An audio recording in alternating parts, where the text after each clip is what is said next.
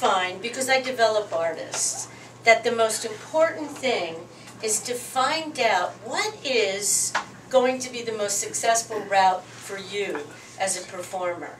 The whole thing that you're doing is you're hosting a party. You as the character, you as the person, are the host for whatever it is that you're inviting people to come in and see. And so those duties that happen to you as a host are the things that you want to do when you're doing your particular type of show business. How many times have you been in the studio and the producer, after you've sung, says, "Could you do that with more feeling?" Has that ever happened to anybody in here? It's so frustrating because I want to say, well, how? Tell me the road, direct me through it. Tell me what I need to do to get those feelings which are going to reveal the inside of me. How do I find that, and then how do I show it? And, you know, I actually wrote a book on it, and the book, if anybody wants it, you can talk to me afterwards. It's called Once More with Feeling. That brings me to a thing that I want to talk to you about, the difference between a conversation and a song. The difference is that a conversation is a two-way thing. Right, Ernie? I say something to you, and then you say something back. And so it's a two-way thing. And the Latin for that is dia, which means two, log, which means word. In a song, it's a monologue. Mono meaning one, log meaning two.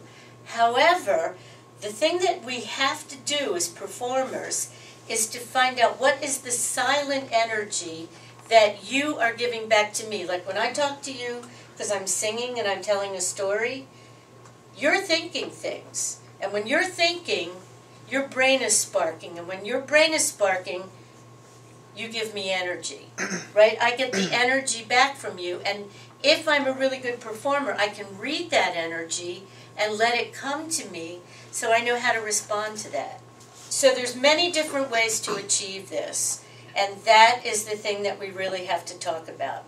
There's 3 different systems that you use in performing. There's the technical, which is the sound of your voice, right?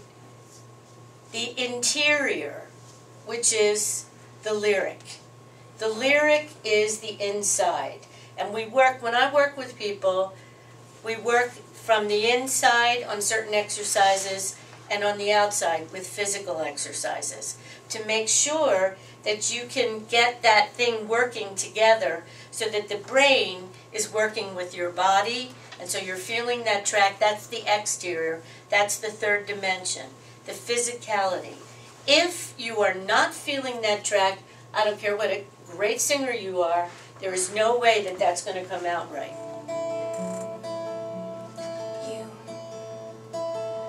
You're like the sun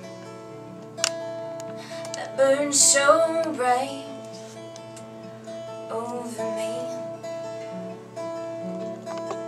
and you're like a star that shines bright through the night. Okay. So what's your first line? You're like the sun that burns so bright. You're like the sun that burns so bright. So now, here's something that's really important. You don't want to forecast on the very first line what the whole song is about. Okay. Because otherwise people don't go along for the ride. Like, you're like the sun that burns so bright. It doesn't have to be sad. We don't know where it's going to go. You know? The reason that you're with him is because he burns like the sun that's so bright, and that's the thing that keeps you coming back, right? So that could be, it could be ironic. Okay. Very ironic, you know. Okay, now just start singing. Keep talking. You like the sun that burns so bright over me, and you're like a star that shines bright through the night, and you are the one thing wish I could hold on to. Like the sunset, you will fade from view. Now, what was that like? Much better.